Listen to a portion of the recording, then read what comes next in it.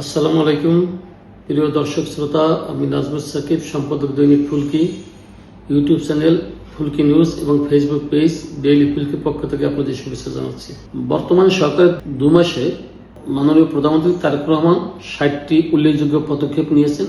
আজ শনিবার 18 এপ্রিল বিকেলে প্রধানমন্ত্রীর কার্যালয়ে এক প্রেস কনফারেন্সে এ বিষয়ে বিস্তারিত তুলে ধরেন প্রধানমন্ত্রীর উপদেষ্টা ও প্রধানমন্ত্রীর কার্যালয়ের মুখপাত্র ডক্টর মাহদি আমিন। একটি ফ্যাসিস্ট সরকার প্রায় 16 বছর দেশকে শাসন করেছে, শোষণ করেছে, লুটপাট করেছে, মানুষকে নির্যাতন করেছে, যার কোনো শেষ নাই, সীমাহীন। গোটা বাংলাদেশে একটা কারাগারে পরিণত হয়েছিল এই 16 বছরে। মানুষ বহুত রক্তের বিনিময়, প্রাণের বিনিময় মুক্তি পেয়েছে। গত 12 ফেব্রুয়ারি ত্রয়োদশ জাতীয় সংসদ নির্বাচন হয়েছে।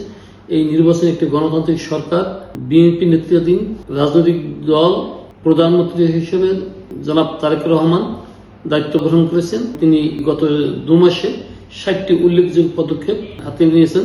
অনেকগুলি প্রকল্প বাস্তবায়ন শুরু করেছেন এবং অনেক প্রকল্প বাস্তবায়নের দিকে শীঘ্রই যাবে।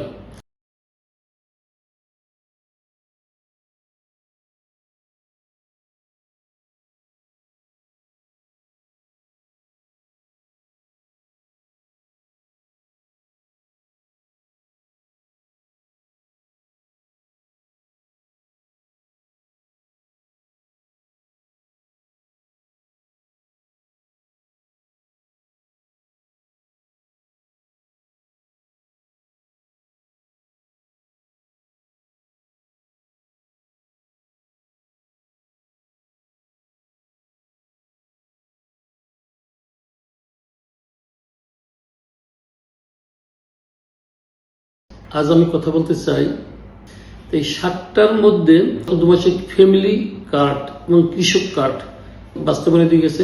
এর মধ্যে 37,567টি ফ্যামিলি কার্ড দেওয়া হয়েছে।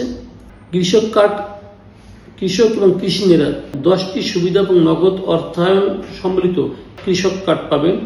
10টি জেলায় 22,000-এর বেশি কৃষক কার্ড দেওয়া হয়েছে। প্রায় 12 লাখ ক্ষুদ্র প্রান্তিক কৃষককে 10,000 টাকা পর্যন্ত ঋণ সুদ সহ মৌকুব করা হয়েছে। জাতীয় সংসদ প্রথম অধিবেশনে 133টি অধ্যাদেশ নিষ্পত্তি করেছে, আরোগুলি কয়েকটি অধ্যাদেশ নিষ্পত্তির পক্ষে। এছাড়া সারা বাংলাদেশের 20,000 কিলোমিটার নদী, খাল ও জলাশয় খনন এবং পুনঃখননের উদ্যোগ নেওয়া হয়েছে। এইভাবে অনেকগুলি পদক্ষেপ নেওয়া হয়েছে, ইতিবাচক পদক্ষেপ যা মানুষের জনকল্যাণে আসবে। এভাবে 60টি পদক্ষেপের কথা উল্লেখ করা হয়েছে। আগামী বছর থেকে পুনরায় ভর্তি ফি স্কুল কলেজে আর নেওয়া যাবে না, এটা বাতিল করা হয়েছে।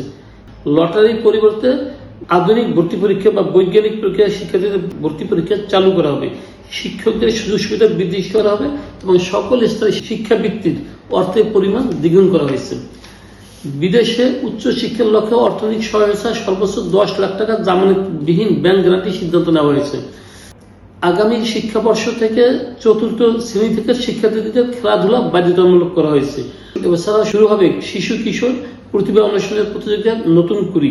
এবারে প্রথম বছরের মতো সংযুক্ত হচ্ছে ক্রীড়া ও কোরআন তেলাওয়াত এবং শিক্ষার্থীদের জাতীয় সংসদের গ্যালারিতে 150টি আসন বরাদ্দ হবে। বলা হয়েছে চাঁদাবাজির বিরুদ্ধে ব্যবস্থা নেওয়ার জন্য গোয়েন্দা ও আইন শৃঙ্খলা বাহিনী দ্রুত পদক্ষেপ নিচ্ছে। আইন শৃঙ্খলা বজায় রাখার ক্ষেত্রে সর্বোচ্চ অগ্রাধিকার দেওয়া হচ্ছে। জনবান্ধব পুলিশ গঠনের উদ্যোগ নেওয়া হয়েছে, কিন্তু এটা এখনো দৃশ্যমান নয়। এভাবে অনেকগুলি পদক্ষেপের কথা এখানে বলা হয়েছে, কিন্তু এসব পদক্ষেপ বাস্তবায়ন করতে হলে দুর্নীতি দমন করতে হবে, দুর্নীতি রোধ করতে হবে। এই বিষয়ে 60টি পদক্ষেপের মধ্যে কোনো কথা আসেনি। এছাড়া মাদক সহ আইন শৃঙ্খলা নিয়ন্ত্রণের বিষয়ে কথা যেটা বলা হয়েছে, একটা ভাষা উদ্যোগ নেওয়া হবে, কিন্তু কিভাবে উদ্যোগ নেওয়া হবে, কখনো এটা কঠোর ব্যবস্থা গ্রহণ হবে, এটা বলা হয়নি। এই 2টা পদক্ষেপ জোরালো ভিত্তিতে না হলে এই 60টি উদ্যোগই ব্যর্থ হবে। এই 60টি ভালো কাজে যদি দুর্নীতি দমন না করা যায়, এই ভালো উদ্যোগগুলো ফ্যামিলি কার্ড, কৃষক কার্ড, শিক্ষাবৃত্তি সব ধ্বংস হয়ে যাবে। এই জন্য আগে বাংলাদেশ থেকে দুর্নীতির বিরুদ্ধে জিহাদ ঘোষণা করতে হবে, মাদক এবং সন্ত্রাস বিরুদ্ধে জিহাদ ঘোষণা করতে হবে, আইন শৃঙ্খলা নিয়ন্ত্রণ করতে হবে। বাংলাদেশ এখন ঘরে বসে হোম ডেলিভারি মাদক ব্যবসা হচ্ছে, পাড়ায় মহল্লে কিশোর তৈরি হচ্ছে, পাড়ায় মহল্লে মাদক ব্যবসা হচ্ছে, আনাচে কানাচে হাত বাড়াইলেই মাদক। এইগুলি আগে নিয়ন্ত্রণ করেন। এই ফ্যাসিস্ট আওয়ামী লীগের আমল মাদক ব্যবসা তারা পৃষ্ঠপোষকতা করছে। এখনো দেখা যাচ্ছে ক্ষমতাসীন রাজনৈতিক দলগুলো মাদক ব্যবসায়ীদের পৃষ্ঠপোষকতা করছে। এই মাদক ব্যবসায়ীদের পৃষ্ঠপোষকের হাত থেকে রাজনৈতিক নেতৃত্বকে দূরে নিতে হবে, তাদের বিরুদ্ধে শাস্তিযোগ্য ব্যবস্থা নিতে হবে। এটা মুখে বললে হবে না, কাজে প্রমাণ করতে হবে। আমার মনে হয় এই 60টি শুভ উদ্যোগ বাস্তবায়ন করতে হলে দুর্নীতি দমন করতে হবে এবং মাদক এবং সন্ত্রাস নির্মূল করতে হবে বাংলাদেশ থেকে। অন্যথায় এইসব শুভ উদ্যোগগুলো ভেস্তে যাবে। ধন্যবাদ সবাইকে। আসসালামু আলাইকুম রহমতুল্লাহি ওয়া বারাকাতুহু।